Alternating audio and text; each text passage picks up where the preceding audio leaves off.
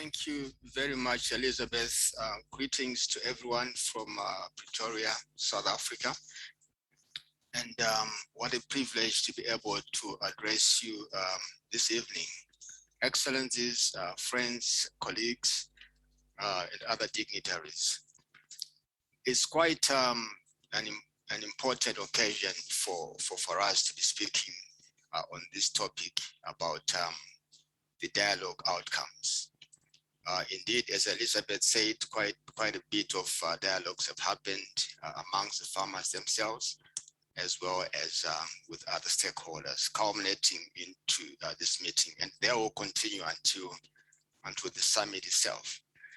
It's quite difficult trying to put together everything in its diversity that has come from the various dialogues, but I'll give it my best shot. And of course, it's a synthesis that is laced much more with my own ways of communicating the different messages that I could discern. Let me start by just highlighting some obvious things. The first one being that obviously it's common cause that food systems, the current ones, are broken. I mean, that is common cause, so to say, and they have been for a long time.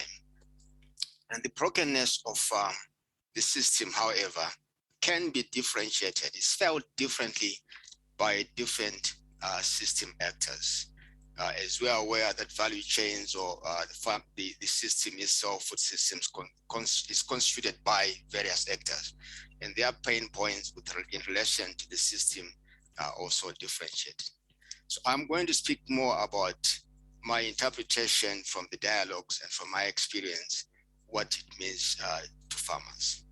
It's quite telling if I were to just latch on to a couple of things that could help demonstrate and amplify how broken the system is for the majority of farmers. Firstly, it is a well-known fact that primary producers are amongst the most food insecure and malnourished segment of society, mostly in developing countries.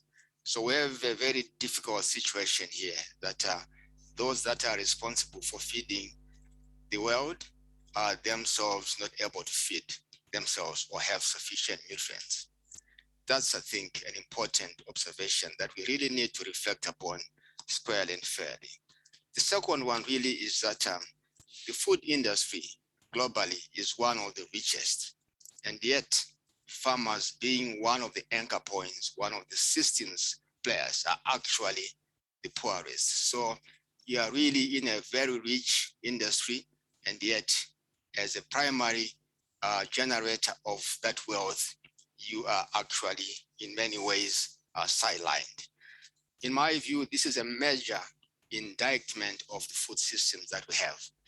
And it really begs the question, how on earth the world has up to now managed to accommodate such a grossly unfair and unjust situation.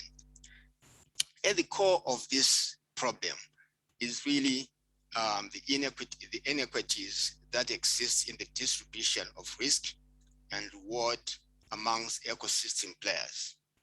It is highly disproportionately stacked against farmers, to say the least, almost resembling an exploitative state of affairs.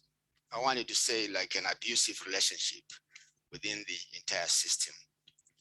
And the underlying cause of all this is largely to do with an equal distribution or balance of power amongst various value chain or food systems actors.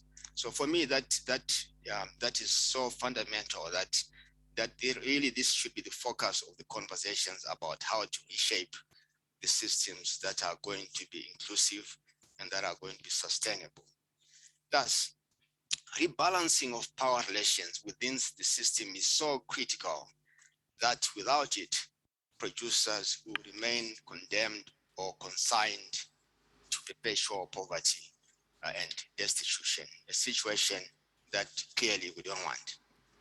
In addition, and this is also important, the vast majority of producers reside in far-flung areas with very little or no backbone socio-economic infrastructure no roads, water, electricity, communication, transport, education, health, and other amenities, situations that could hardly be considered dignified. Thus, they are grappling with the very basic fundamentals of life. And yet, quite often, they are requested or required to adopt improved in course technologies under those circumstances.